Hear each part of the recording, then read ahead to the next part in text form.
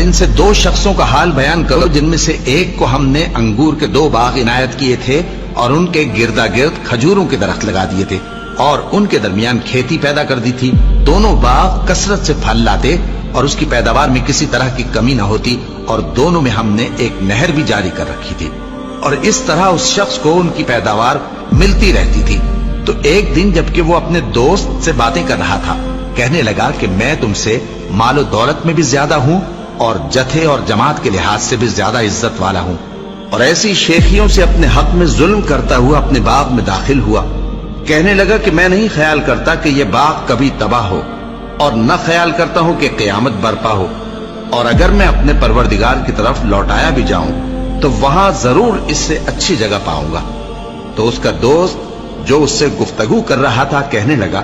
کہ کیا تم اس ذات سے کفر کرتے ہو جس نے تم کو مٹی سے پیدا کیا پھر نطفے سے پھر تمہیں پورا آدمی بنایا؟ مگر میں تو یہ کہتا ہوں کہ اللہ ہی میرا پروردگار ہے اور میں اپنے پروردگار کے ساتھ کسی کو شریک نہیں کرتا. اور جب تم اپنے باغ میں داخل ہوئے تو تم نے ماشاء اللہ لا قوت الا باللہ کیوں نہ کہا؟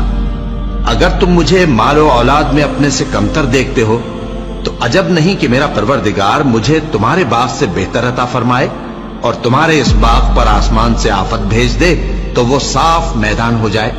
یا اس باغ کی نہر کا پانی گہرائی میں اتر جائے تو پھر تم اسے تلاش نہ کر سکو اور اس کے میووں کو عذاب نے آ گھیرا اور وہ اپنی چھتریوں پر گر کر رہ گیا تو جو مال اس نے اس پر خرچ کیا تھا اس پر حسرت سے ہاتھ ملنے لگا اور کہنے لگا کہ کاش میں اپنے پروردگار کے ساتھ کسی کو شریک نہ بناتا. اس وقت اللہ کے سوا کوئی جماعت اس کی مددگار نہ ہوئی اور نہ وہ بدلہ لے سکا. یہاں سے ثابت ہوا کہ حکومت سب اللہ کی ہے. جو معبود برحق ہے وہی بہترین ثواب عطا کرنے والا اور بہترین